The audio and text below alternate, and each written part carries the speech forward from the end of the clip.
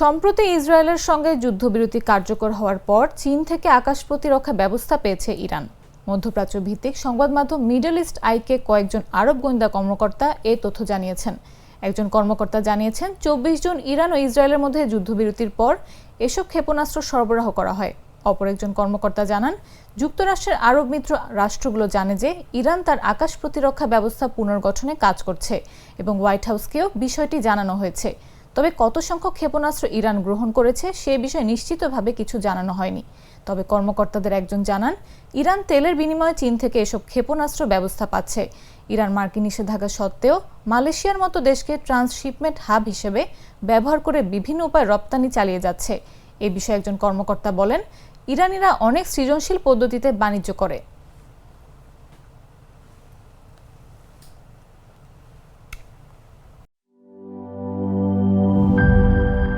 Bundle থাকলে প্রতি সেনমানিতে টাকা বাঁচবে।